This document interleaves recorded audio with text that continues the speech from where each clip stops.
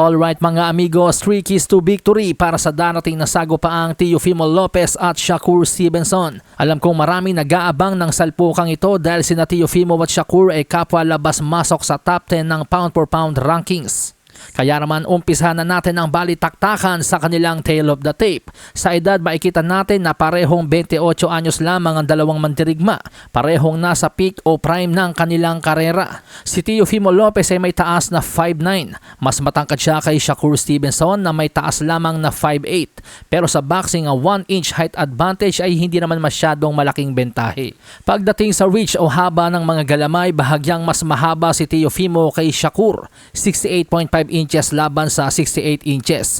So parang halos patas lang naman sila, mapa-height, edad at haba ng mga kamay. Sa ring record, si Teofimo ay may kartadang 22 wins, 1 loss with 13 knockouts, habang si Shakur naman ay may 24-0 with 11 knockouts. Hindi rin nalalayo ang kanilang ring experience, pero mas mataas ang knockout percentage ni Teofimo kesa kay Shakur, 59% laban sa 45%. Sina Teofimo at Shakur ay kapwa multi-division champion. Si Lopez ay 2-division world champion, former unified world lightweight champion, undisputed pa nga dapat kung di lang nag-imbento ng franchise belt ang WBC. Si Shakur Stevenson naman ay 3-division world champion na. Siya ay dating featherweight champion, former unified super featherweight champion, at kasalukuyang WBC world lightweight champion. Pero kahit 3-division champion na si Shakur, di hamak naman na mas mabibigat ang tinalo ni Teofimo dahil kanyang tinalo ang dating pound for pound king na si Vasily Lomachenko at former undisputed super lightweight champion na si Josh Taylor.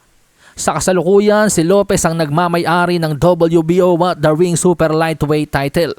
Sa kanilang paparating na laban, si Lopez ang defending champion, challenger lang si Shakur. Pero gayon pa man sa kanilang paparating na laban, liyamado po ang challenger na si Shakur Stevenson kontra sa defending champion na si Teofimo Lopez. Ayon sa mata ng mga odds maker, minus 330 favorite si Shakur habang plus 250 underdog naman si Teofimo. Now punta na tayo sa ating 3 keys to victory ng dalawang mandirigma. Pero bago natin ipagpatuloy, nais ko munang paalalahanan ng ating mga manonood na ang inyong mga maririnig ay base lamang po sa aking sariling opinyon at sariling pananaliksik mula sa matagal na pagsubaybay at panonood ng fight films ng dalawang mandirigma na sina Teofimo Lopez at Shakur Stevenson.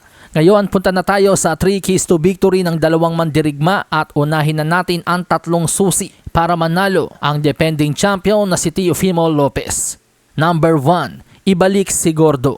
Sa mga amigos nating hindi nakakaalam, si Teofimo Lopez ay kilala rin sa tawag na Gordo. At si Gordo ay ang version ni Teofimo Lopez na mas kompleto. Hindi lang umaasa sa raw power at knockout punches, kundi gumagamit ng boxing IQ, timing at diskarte. Sabi nga ng tatay ni Teofimo, napagtanto niya noong matalo si Teofimo kay George Kambosos Jr., nagkamali siya ng mga ipinapagawa kay Teofimo, kung saan inuutosan niyang in-knockout ng kanyang anak ang mga kalaban. Kaya naman may mga naging laban si Teofimo na naging reckless siya. Tulad ng kanyang naging laban kay Kambosos kung saan naligawan siya at naiskuran ng knockdown. Kaya naman nang ibalik ng ama ni Teofimo ang kanyang pagiging gordo. Tulad ng kanyang naging laban kay former undisputed super lightweight champion Josh Taylor noong 2023. Iba't ibang weapons ang naipamalas ni Teofimo kung saan nakita natin ang kanyang speed, power, ring IQ, husay sa depensa, husay sa distansya at higit sa lahat may showmanship pa. Kaya naman para sa akin, kailangan talagang magbalik ni Teofimo kay Gordo. Ang version na Teofimo Lopez na hindi lang umaasa sa knockout power. Now punta na tayo sa number 2, target the body. Kung atin pong matatandaan, noong talunin ni Teofimo Lopez ang nooy pound for pound king na si Vasily Lomachenko way back 2020. Isa sa mga pinaka-epektibo niyang ginawa kay Loma ay ang targetin ang katawan ni Loma. Ang pagpuntirya sa katawan ng boksingero ay parang pagtatanim ng palay. Ito ay magiging bigas sa later rounds. Parang sa naging laban ni Teofimo kay Lomachenko. Maagang naging best si Lopez sa katawan ni Loma, kaya naman sa pagremate ni Loma sa later rounds, kinapos siya sa scorecards ng mga hurado. At alalahanin natin mga amigo, sa isang panayam inamin ni Shakur Stevenson na sa kanyang naging laban kay Oscar Valdez, hindi daw siya nasaktan sa mga headshots ni Valdez pero sa body shot. May pagkakataon-taon na masuka-suka siya sa isang body shot ni Valdez. Right. Nakahit with a bicep. Boom. So ibig sabihin po mga amigos, kung kayang saktan ni Oscar Valdez sa katawan si Shakur Stevenson, Sa lakas sumuntok ni Teofimo dahil nasa mas mabigat na timbang ito, tiyak na mas kaya niyang saktan si Shakur. Kaya natin nasasabi na talagang dapat targetin ni Teofimo ang katawan ni Stevenson.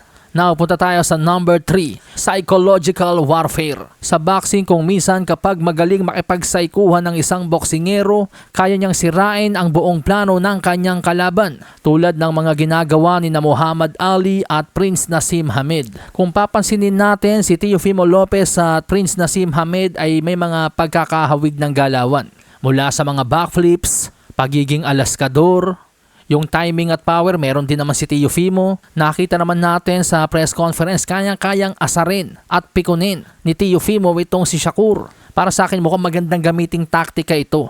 Kailangan gamitin ni Teofimo ang kanyang pagiging showman sa laban. Yung pagiging alaskador, yung mga pagtawa, yung kahit tamaan, kunyari hindi nasasaktan. Paggawa ng kaunting sayaw ala Prince Naseem Hamed. Sa pamamagitan niyan, siguro lalabas sa safe zone itong si Shakur. Ang layunin dito ay hindi lang mang-asar kundi i-trigger ang galit ni Shakur. Kapag napikon ni Teofimo si Shakur, titigil siya sa pagiging pure boxer at susubukan niyang patunayan na kaya niya maipagsabayan ng lakas. At yun ang magandang timing at pagkakataon para kay Teofimo na pakawala ng kanyang mga haymakers. At isa pa, kapag nakita ng mga tao at hurado na kinikengkoy lang ni Teofimo si Shakur, kahit umabot sa 12 rounds ang kanilang bakbakan, malamang na masungkit ni Teofimo ang panalo. Tandaan po natin, kayang i-neutralize ni Shakur yung mga Mexican style. Pero ang estilo na hindi pa niya nakakasalamuha sa ngayon ay yung mga babaliw-baliw sa loob ng ring pero may skills at power tulad ni Teofimo. Now, punta naman tayo sa tatlong susi ni Shakur Stevenson para maagaw ang corona kay Teofimo Lopez. Number 1, constant lateral movement. Palagay ko yung ginawa ni Shakur Stevenson sa huling laban niya kay William Cepeda ay hindi niya dapat gawin kay Teofimo Lopez. Magkaibang klaseng mandirigma sina Cepeda at Teofimo. Si Cepeda ay kilalang volume puncher. Bagamat mas mataas ang kanyang knockout percentage kumpara kay Teofimo, pero hindi siya kilalang one punch man. Hindi katulad ni Teofimo Lopez na bagamat mas mababa ang knockout percentage, pero may mga panalo si Teofimo na sa isang suntok lang kayang tumapos ng kalaban. At alalahanin din natin na si Shakur Stevenson ay umakyat ng 140-pound division. Hindi na ito lightweight. Hindi pa natin alam at hindi rin niya alam kung ano ang kanyang magiging reaksyon kapag tinamaan siya ng isang boksingerong 3 taon ng veterano sa dibisyon. Kaya't hindi ko maipapayo kay Shakur na maging sitting duck lang sa harap ni Teofimo at tumanggap ng mga suntok. Mahirap na baka mangyari sa kanya yung nangyari kay Erickson Lubin na pasalag-salag lang nung una. Dahil akala kaya yung suntok ni Virgil Ortiz, pero maya-maya wala na palang malay. Kaya sa aking opinyon, ang dapat gawin ni Shakur Stevenson ay magkaroon ng constant lateral movement at huwag masyadong mag-steady sa harap ni Teofimo. Now, punta naman tayo sa number 2, Manila Ice ala Manny Pacquiao. Yes mga amigos, palagay ko dapat magkaroon ng Manila Ice itong si Shakur Stevenson. Although meron naman na talagang check hook itong si Shakur, pero sa laban niya kay Teofimo dapat mas paigtingin niya ito. Yung tipong mas may bad intention kada bitaw, hindi yung pangtaboy lang ng kalaban. Dahil ano't ano man sa loob ng 12 rounds tiyak na papasok at papasok itong si Teofimo. Kasi kung papasinin po natin yung mga sugod ni Teofimo dati kay Vasily Lomachenko, makikita natin na sumasanggal lang at umaatras si Loma. Kaya't kinain lang ni Teofimo yung depensa ni Lomachenko. Kaya naman sa aking opinyon, dapat yung mga ganong klaseng sugod ni Teofimo ay salubungin ng malupit na Manila Ice ni Shakur Stevenson. Again, hindi lang dapat pang taboy, dapat with bad intention din. Now, punta naman tayo sa number 3, effective aggression and ring generalship. Sa laban na to mga amigos, palagay ko hindi na po pwedeng ulitin ni Shakur yung ginawa niya kay Edwin De Los Santos.